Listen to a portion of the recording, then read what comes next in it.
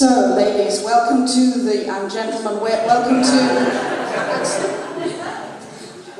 the Bardic Battle competition. Just remind us of your names. Reese, Hannah, Megan. And the story you're telling? Mere Milestone. Give us your story. It was a dark and gloomy night. The moonlight shone onto the splatter of blood dripping down the side of the wall. She lay there, lifelessly, tangled in amongst the thorns, blood trickling out of many cuts on her fine, delicate, yet pale skin. She was all alone.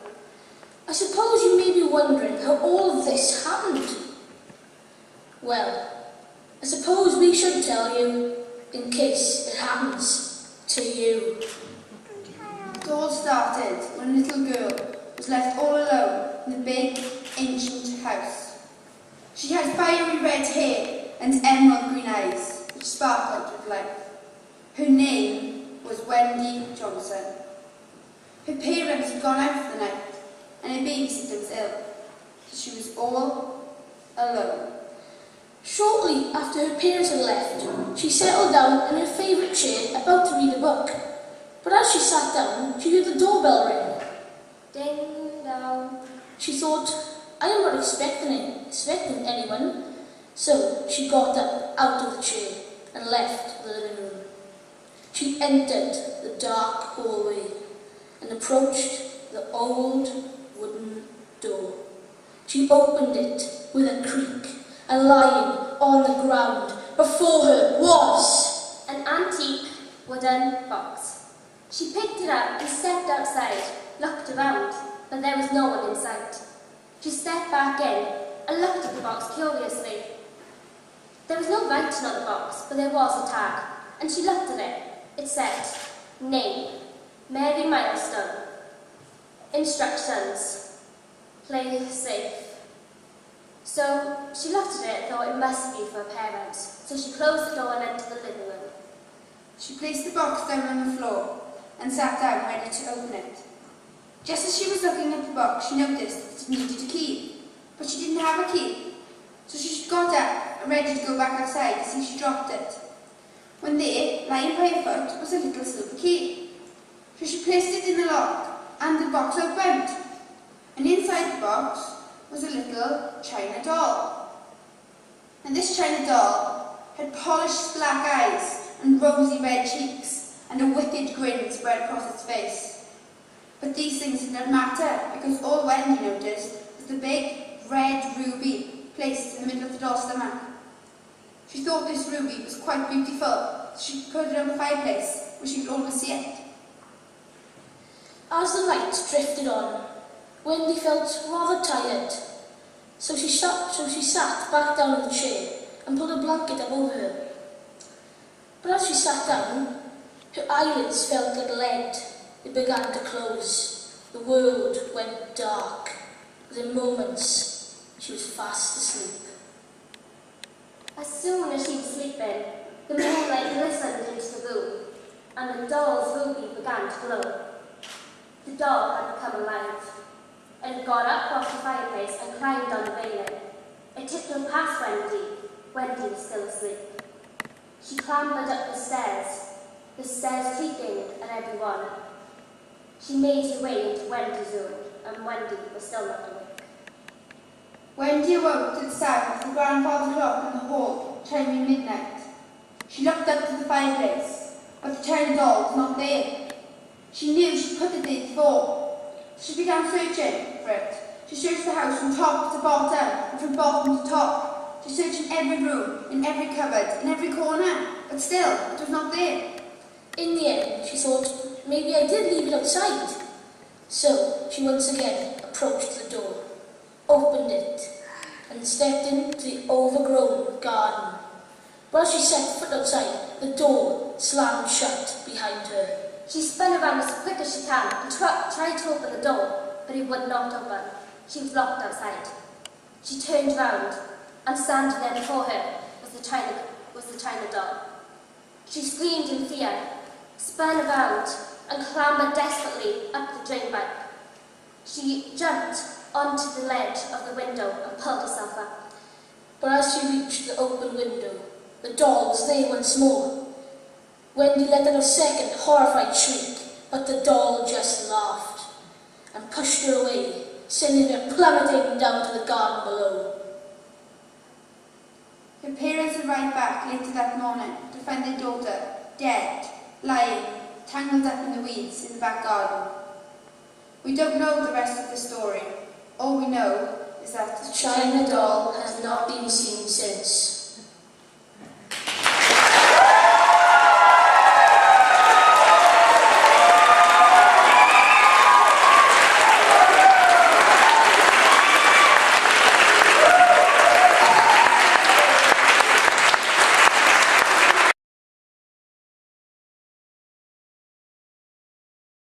Okay.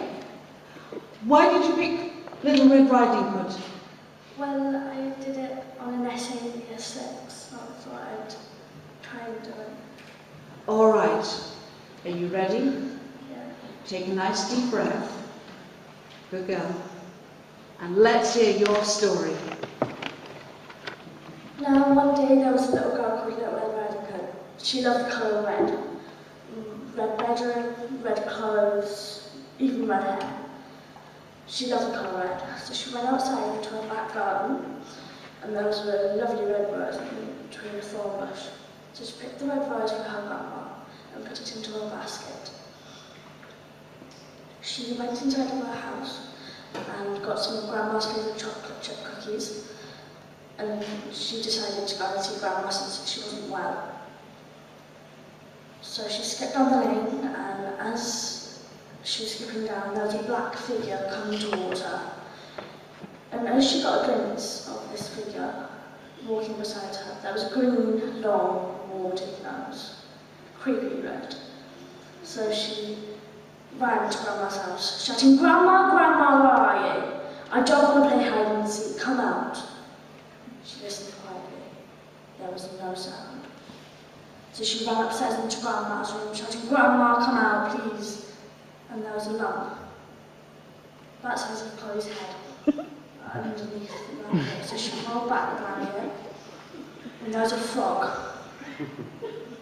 a green frog, and so she picked it up. It was green, had yellow and red splotches on it. She thought, this is my grandma. It has that look in her eye. She stuck the frog in the basket and decided to go and see the new improved wolf, which time was cut down on children. So she went to the wolf's house. Now the wolf had big, massive brown furry ears. The weird thing is, you don't see dogs wearing tracksuit bottoms anymore, do you? Well, the wolf did. The wolf decided to help Little Red look for the witch. So they went to Little Red's house, and Little Red seen the witch about to cast a spell on her mum. The witch and Little Red had a talk about how Little Red's grandma used to get loads of attention all the time because she could do so many things compared to the witch.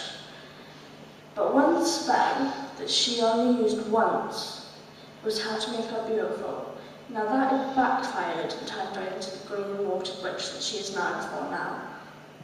So they drank a cup of tea, had a few of chocolate chip cookies, and the witch stood up and said, "Where is the toilet?" And the witch went down the corridor, first round.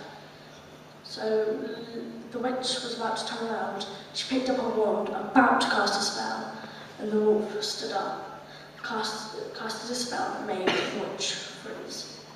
Now the witch would never come out of the freeze unless the wolf had died.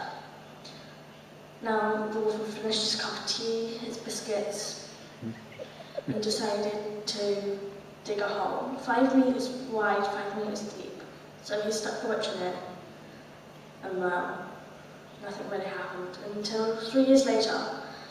Everything was fine, no arguments, no rows, no other witches. But on a dark, stormy night, there was a hand raising out of the ground. The grave by the witch was moving, the earth cracked. There was a hand coming out, trying to look for someone that it had seen before. It was looking for revenge and souls, and to kill someone, but no one knew who.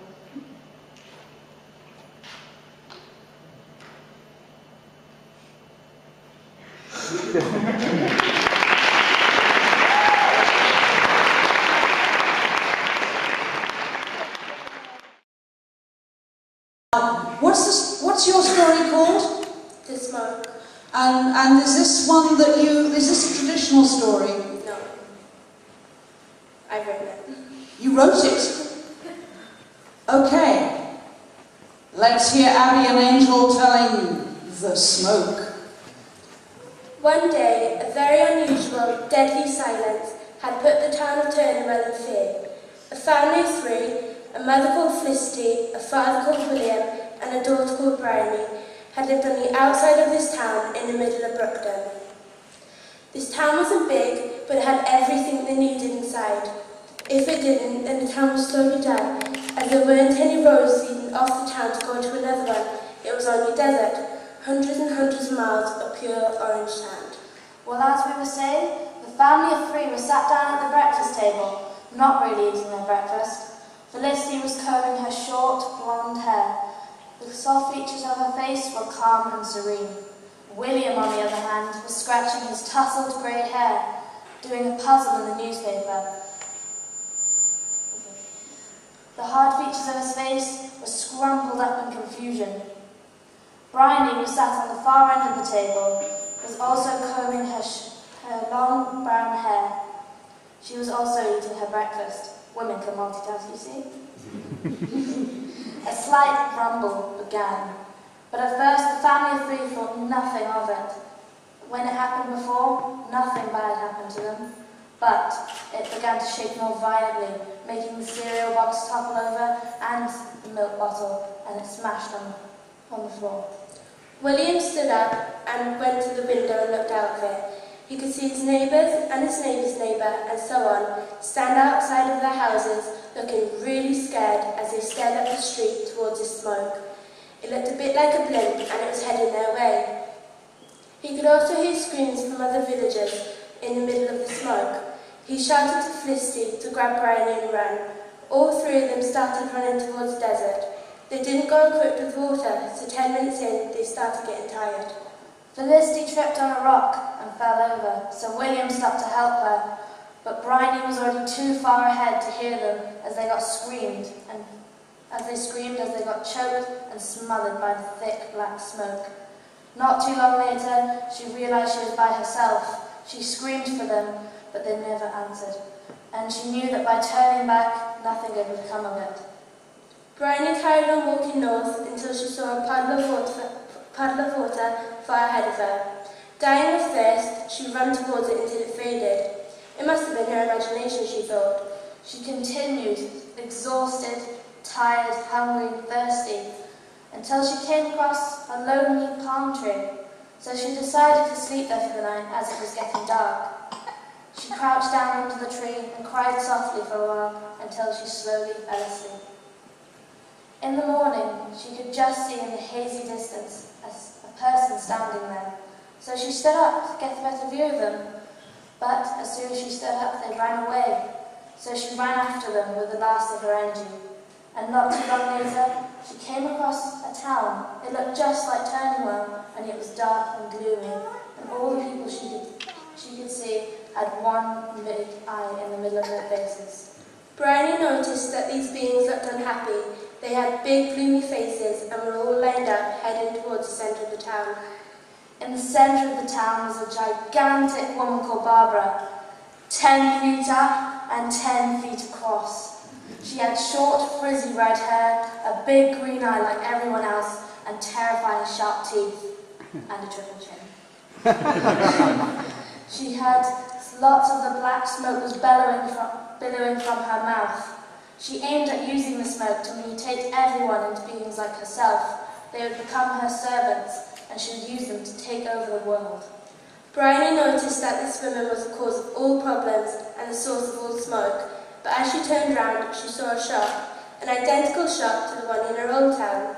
She got confused as she walked back through town, as everything looked the same as where she used to live. If everything else was the same, why wouldn't her house be there? So she ran to the edge of her town where she knew her house would be, and to her relief it was there. But when she went inside, William and Felicity were there, but to her terror they both had one eye like everyone else. Bryony asked who they were, and they said that they were her second parents.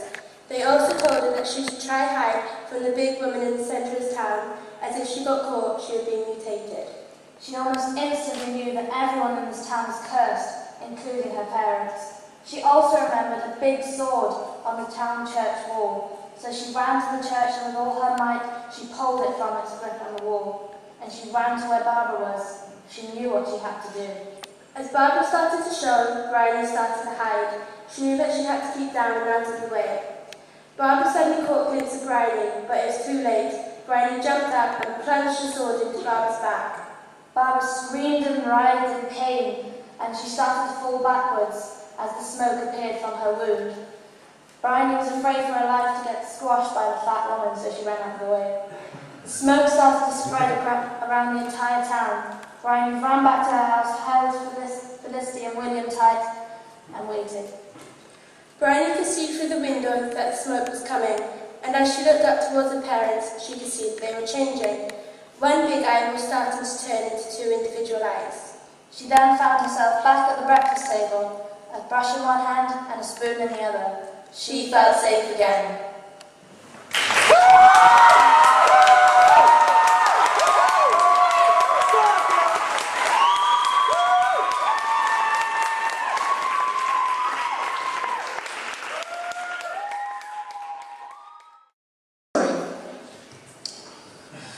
It was one bright sunny day, and a stranger wearing old ripped shorts and an old ripped vest knocked my door.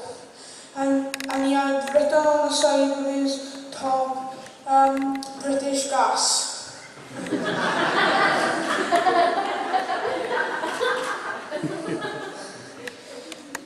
My mother opened the door and she asked, "Are you the gas man?" And he said, "Yeah, I've come to measure your boiler." And he had a big huge map with him. It was red on the outside and yellow crystal balls on the inside. And he put the map down in the front room, and he went upstairs to have a look at the boiler. And he said, "The boiler's fine, and can I use your toilet, please?" So he went into the toilet, and he was in the toilet for 3 hours. But the best thing of all, he didn't even go to the toilet.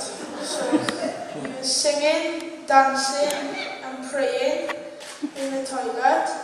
And when he came out, he ran down the stairs and he said, "Give me some biscuits!" And my mother said, "We haven't got any." So he pushed my mother out of the way and he emptied all the cupboards and he found a pack of biscuits. And he was eating the biscuits and my mother said, "When you've had the biscuits, will you please go?" And he said, "No, the longer I stay here, the more I get paid by hour."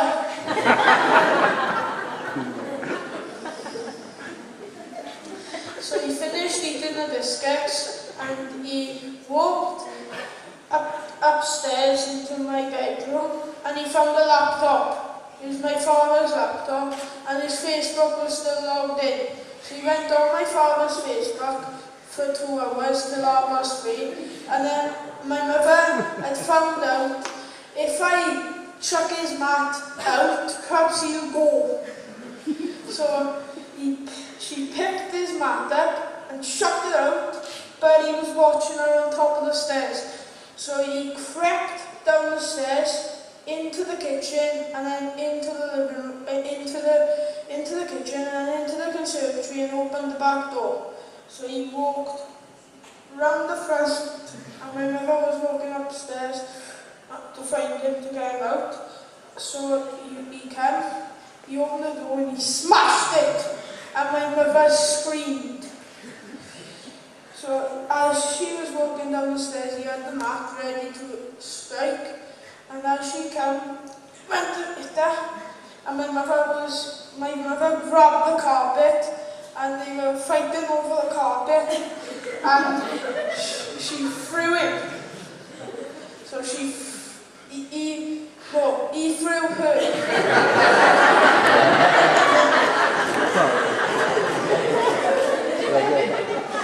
threw her onto the settee, and then they were shouting and screaming, and then my next door neighbour came in. This is about 5:30. She came in and she said to my mother, "Are you okay?" And my mother said, "Yeah, I'm fine, but we've got a psycho in the house."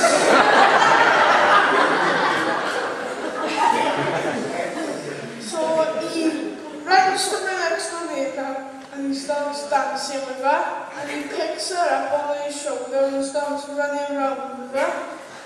And then my next door neighbour, my father came in from work and he said, "Will you please go?" So as the door opened, my next door neighbour ran out because she was scared of him. And my father said, "Will you please go?" And he said, "No, I want some food first."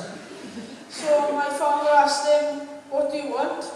He said, "I want some corned meat from Asda." So my father said, "We haven't got any." "Well, you have to go and get some," he said. So my father went to Asda's and thought to himself, "I'll do anything to get him away from here." So he goes to Asda's, and then as on his way back, and then in the house, the stranger hit my mother and knocked her unconscious, and then my father came in as her head fell on the floor, and then he kicked the mat out of his hands and punched him, and he knocked him out. And then he phoned the police, and he said, "We've got an interpreter of a British gas man, and he's been here since 7:30, and now it's 6:30 in the night." So the police arrived with lots of noise and Nino and the police car.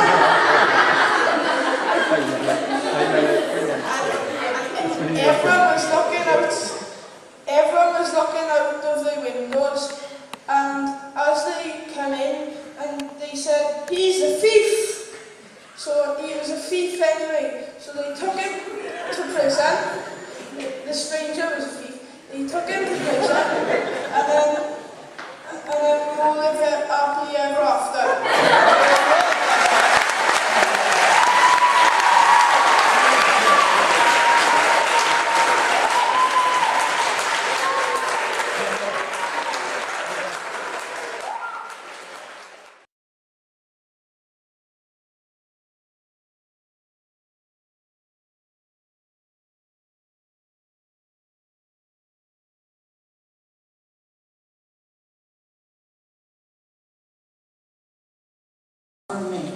All right, so Erin, what is the title, of your story? My story is called The Princess and the Peacock. Let's hear your story. A long time ago, in ancient China, on an old cow farm, lived a young girl named Mei. Now, when the time came for Mei to find a job, her parents realized she couldn't work on a cow farm, but they knew that there was a fire temple right behind their farm, and that they were looking for apprentices. So her parents went up to the temple, and they rang the bell. A priestess swiftly came out and said, "What do you want?" And they said, "Oh, please, our daughter is very smart and she knows how to draw peacocks." "We'll see what she can do," said the priest, very slowly. Merlin came up to the temple with her stuff packed and ready. And they sat her down next to a stained glass window, and when the sunlight shone through, it shone through onto a small desk with books and paper for her to study on. She sat down there, she read her books, but she had 5 minutes left before the priest came back. And before she knew it, she was drawing one of her most beautiful peacocks. When the priest came back, she said, "What is this? This is not homework or work even at the slightest bit." "Oh, I'm sorry, I'm sorry, said Merlin, very upset. The priest said very angrily, "Well, you can't be a priest, and you can't even be a servant, the least of matters. You're going to have to go back to your parents in the morning and tell them all that happened." Mei-ling thought to herself, "Oh, this is bad, very, very bad indeed." So in the middle of the night, she climbed up onto the window and flung herself out into the duck pond.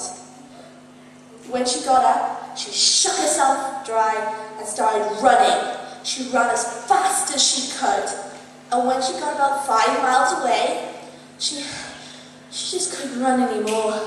But she could see a fire, not like any other fire she'd seen, but a rainbow fire, right on the top of a gold and silver temple. She was very tired, so she went up to the temple, she rang the bell. No answer. Again, no answer. So she opened the gate slowly and went through the giant temple hall. When she got in, she was flabbergasted. There was portraits everywhere of so many different things, but there was 4 empty canvases.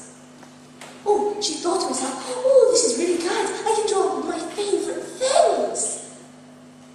When she looked at her paints, oh, her heart sank. They were all messed up, all dark brown and horrible colours. But she thought, if they made these paintings, they must be paints here. She looked around and she found the most beautiful paints, the finest of colours. She went back and she got out her paintbrush and started drawing the 4 elemental birds, or peacocks her parents used to tell her, on the 4 satin canvases. When she'd finished drawing these pictures, she felt kind of tired and she fell asleep. And soon after she heard boom! And she woke up suddenly and there was a giant armoured fire demon right behind her. She was so scared she couldn't even scream. Then whoosh, from right behind her came the 4 elemental birds of legend. The fiery leader, the fire element, the calm and mild water element, the sly but subtle grass element, and the hard and strong earth element.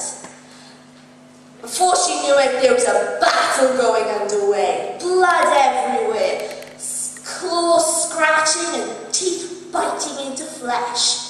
And she felt scared, so scared that she fainted flat on the floor. When she woke up, silence. She sat up and she turned around. The peacocks were back in the paintings. Not a single scratch. But she looked over and there was ashes all on the floor, mixed in with the blood. In the middle of this ashes was a little multicoloured peacock. She walked over to it and started poking it. And the peacock woke up, and before she knew it, whoosh, it was pecking her head. She said, "Ow, ow, what are you doing?"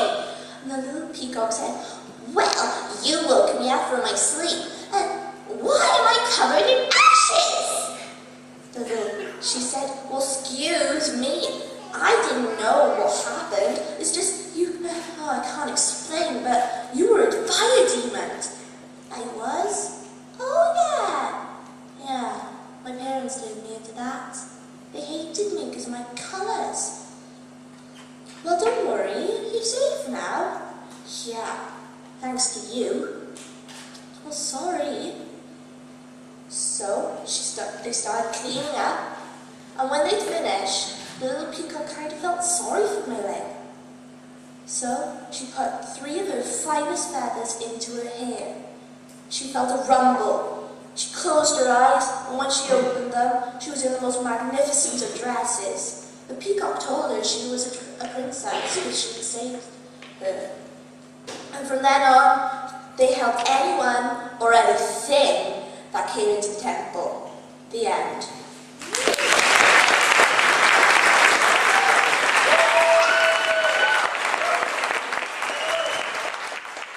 So what is the story you're going to tell us? Kiss of death. And is this, where's this story from? We made it up. Oh, I see. It's an original story. The Kiss of Death. Let's hear it. Once upon a time, there lived a handsome man called Patrick and his best friend Molly. They lived together in a house in Merthyr.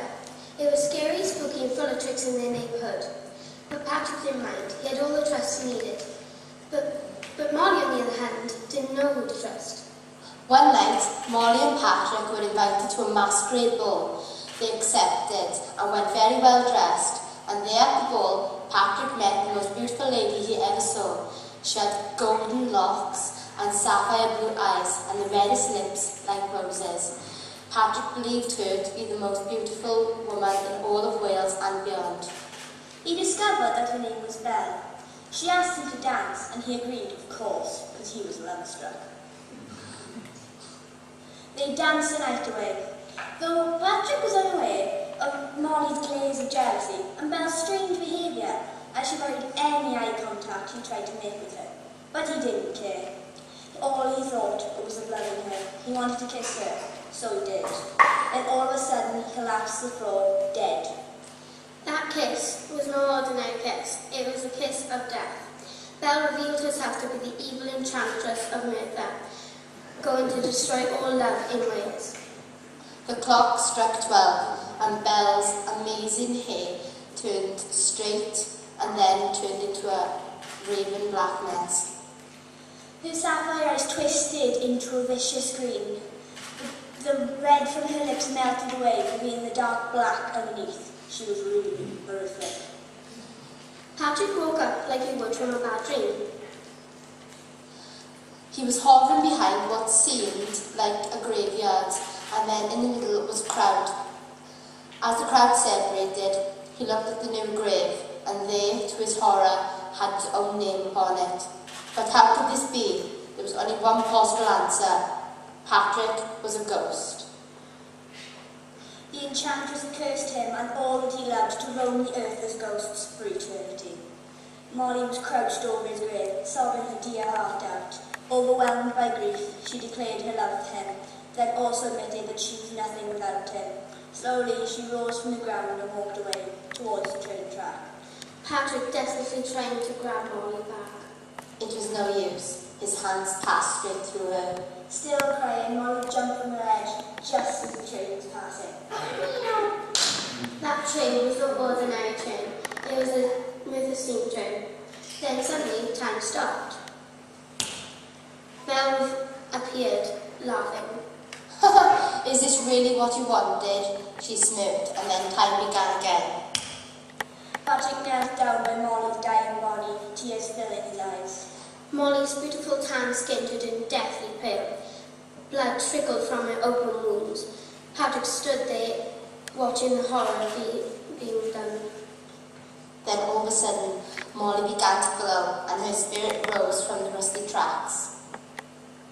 Molly took his hand, smiling at him with that beautiful smile of hers. A thought cleared from Patrick's mind. How could he be so blind? He didn't need to find love, he already had it. That curse was no curse at all. It was a gift. He smiled as they floated away. Together, Forever. Happily ever after.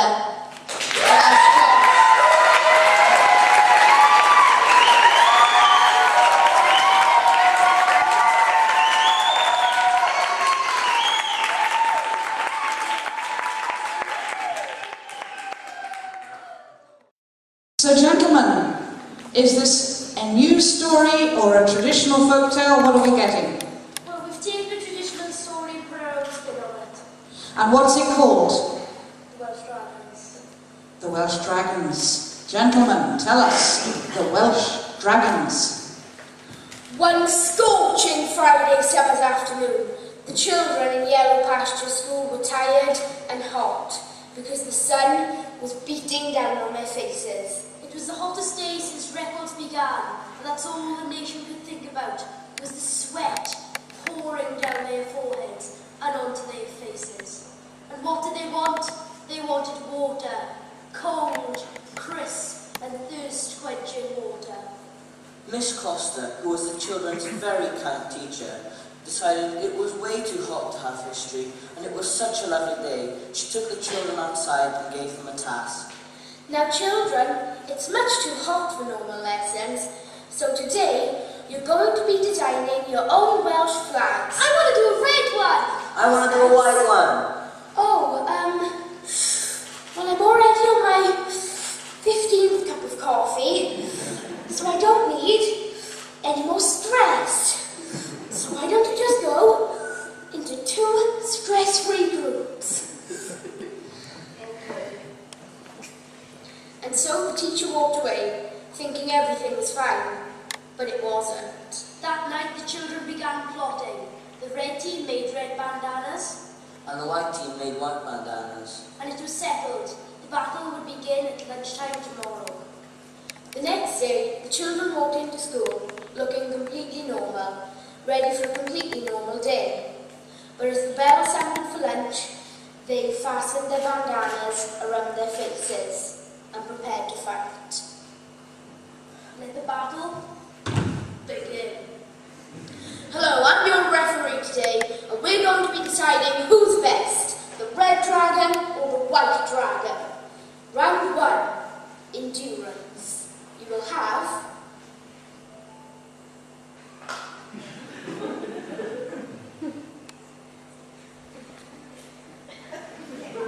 a blinking contest. 3, 2, 1, commence. Coca-Cola is a drink. Coca-Cola makes you blink. Round 1, to the white dragon. Round 2, strength. You will have an arm wrestle. 3, 2, 1, begin. Round 2, to the red dragon. And finally, round 3, the tiebreaker. A round of skill. You will have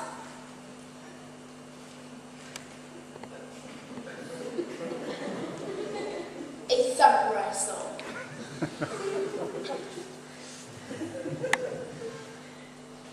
One, two, three, 4. I declare thumb war. 1, 2, 3, 4. I win the thumb war. The white dragon is the overall winner. However, what they didn't think was going to happened next. As the white team leader was walking home, he tripped on a rock and had a nosebleed. The crimson red blood dripped onto his white bandana, turning it red. Therefore, the red team had won. 250 miles away, the red dragon was turning in his cave. He knew someone was spoiling his reputation. These incompetent imbeciles are ruining the good reputation of the story of the red dragon and the white dragon. So as the wind whistled through the misty valley, the red dragon took flight. He flew across valleys and mountains, his ruby red scales glistening in the summer sun. White dragon, these deluded children are ruining the reputation of our story. What do you want me to do about it? Go, sir. Go fix it yourself. Please, can't we just forget family differences? No, I lost the battle. I will not go. Please. Okay, but you will own it. And so, as the 2 dragons came and descended onto the playground, they had translucent wings, projecting shadows onto the floor.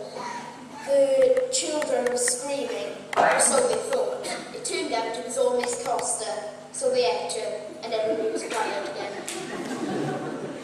dragons bent their knees and lowered their backs and invited the children for a ride. And as they flew around the mountains, they told them the true story of the red and the white dragon. I am Merlin, and I'm here to inspect these caves. I've heard rumour that there's a dragon here. As he said this, he noticed in the corner of his eye a red dragon, blowing plumes of fire into the air. The mystical red dragon, so far from its home, how can it be? As he turned around, he saw the majestic white dragon digging his talons into the ground in a territorial fashion. The mystical white dragon, also so far from its home. These two could only be close together if... As he said this, as he thought this, the red dragon leapt forward and dug his long, jagged teeth into the white dragon's neck, leaving a dazzle of blood and a scar that would last a lifetime. Merlin realised that they were fighting, and he saw that the red dragon had won. The white dragon lay wounded, but alive. And so the dragons took the children back to the playground and said to them, "So you see, this is the true story of the red and the white dragon." The children begged them to stay and become their teacher. Please. Please become a teacher. Our teacher's dead now, so you could have the job. Well, I suppose you've been so good today, and if you're good all the time, then yes. So the next day, the children walked into school, looking completely normal, this time really ready for a completely normal day. The children saw two old men, one with a cough and one with a scar just visible above his collar. "Hello, children. You may remember us. We're the dragons." We've decided to give you a task. You will give us a 30-page essay by Wednesday on dragons. But it's only Tuesday. That's the point. And if you don't do it, you'll get burned to a crisp. So I hope you're not busy tonight. So the next day, the teachers were brought in front of the local council, and it also emerged that they were facing charges of murder, fraud, and being an imposter. They were sent to Arizona for the death penalty to be carried out. However, they did not go lightly, as one prison guard has already received 3rd-degree burns.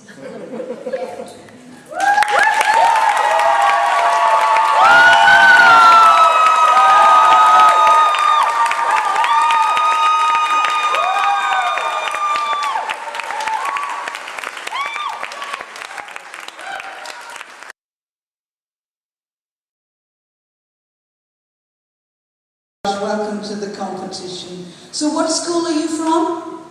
Bishop Headley High School. All right. And what is the story you're telling us tonight? It's about a boy that gets super strength. What's the title of your story? Strong Boy. And is this one you've made up yourself? Yes. Okay. So tell us, Strong Boy.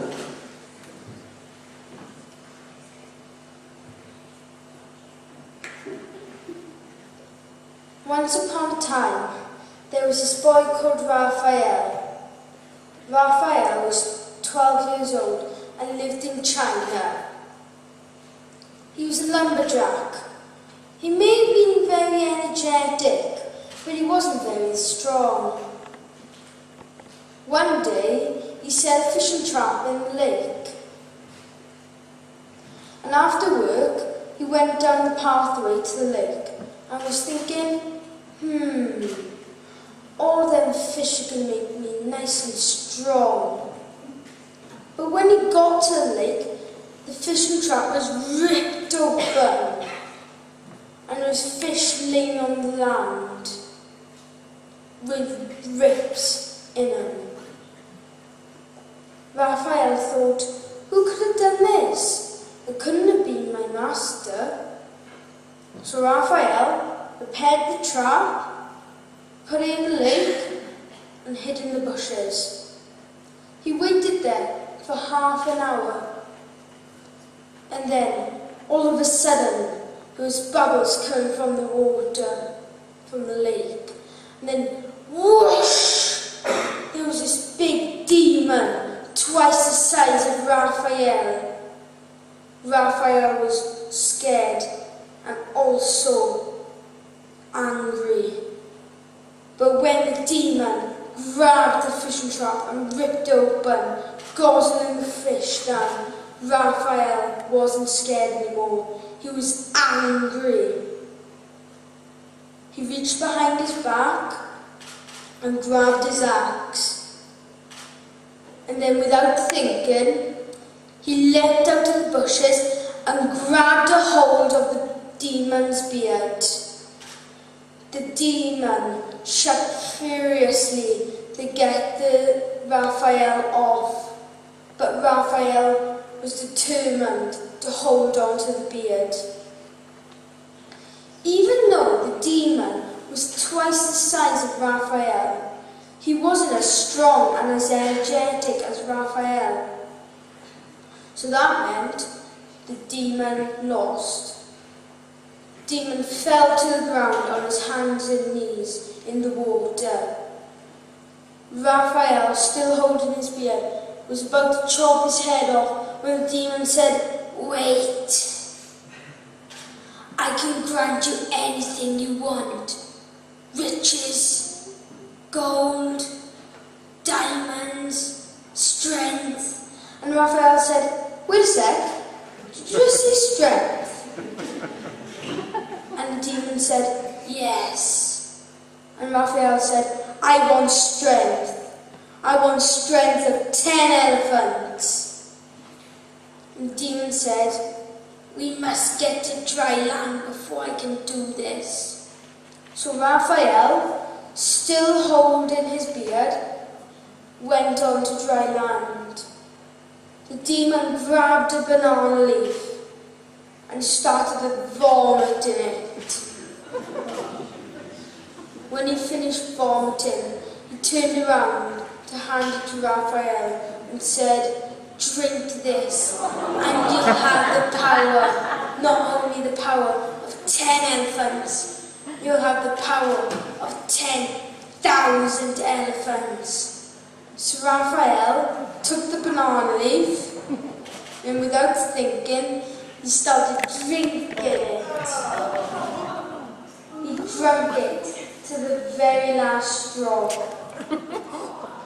When he turned round, the demon was gone in a puff of smoke. So Raphael went home and went to bed.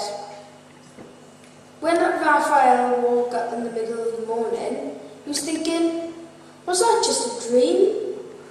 Or was it real? So Raphael went and looked at the sundial, and he noticed that it was 2 hours early than all the other workers. And he was thinking, I could test them on them 2 trees. I wouldn't get embarrassed because the other workers aren't up. So he went to the 2 trees and placed his hands in the holes of the trees. And then all of a sudden, he lifted them out. And he was shaking them in the air, laughing at the same time, saying, "These trees are light as a feather." 2 hours later, all the other workers woke up, and all they could see was a big pyramid of wooden logs, and Raphael sitting at the top, eating his breakfast. Everyone was so amazed, their mouths were opened, even his mother's. When word got to the emperor sent one of his soldiers, and when the soldier got to Raphael, the soldier said, "The emperor wants to see you. He wants to see if you have this strength." So Raphael went with the soldier to the emperor. The emperor said, "Is this true that you are super strong?" And Raphael said, "Yes." And the emperor pointed at the golden table. He said, "Lift that table with 4 soldiers on it." And Raphael said, "Oh, that'll be easy." So he went to the table with 4 soldiers on it. He put one hand underneath it and lifted it up. He lifted it up above his head with one finger on it. And the emperor said, "You are chief sergeant from now on." So Raphael had a happy life then. He helped people in the village. Like this one woman, her donkey was sick and she didn't have anyone to take her food to the market. Raphael agreed to take the food to the market and started carrying all the food. One time, there was these workers and they built this humongous ship and they couldn't move it. So they asked Raphael to carry it to the harbour. So Raphael picked up the ship and put it on his back and started walking to the harbour. When he got about a mile to the harbour, he lifted it above his head and threw it into the harbour, landing into the water. And also, he didn't notice there was a spy watching him from Japan. When the spy got to Japan, he went to the emperor and told him about the Raphael and how strong he was. So the emperor sent his strong man, King Khan. So he sent him to China, and and also a letter from the emperor saying, "This man wants to challenge your strong boy." And so the emperor accepted, including Raphael. They had 3 main challenges. Number 1 was to see how many trees they could chop down. Time. Number 2 was to see how many elephants they could pull. It was a tie. Number 3 was to see how much stuff they can carry in a distance. Tie. And then this little boy from the crowd came to the emperor and said, "I think I know a challenge that you could put against the strong people." And he pointed to the huge boulder, twice the size, 10 times the size as Raphael. So they sent the 2 strong people to the boulder. Ching Chan went to the boulder and put his hands underneath it. He lifted it, and he was only managed to lift it up to his knees. When Raphael got onto the boulder, put his hands underneath it, he started lifting it. It got by his knees, then higher, then by his waist, then his chest, and then over his head. Everyone was astonished at Raphael's strength. And then Raphael was about to throw it, and with all of his might, he threw it 15 miles into the ocean. And then everyone crowded around him, and King Khan lifted him up on his soldier, and everyone was chanting, "Long live the strong boy! Long live the strong boy!" And then Raphael was made legend. No man, no beast could defeat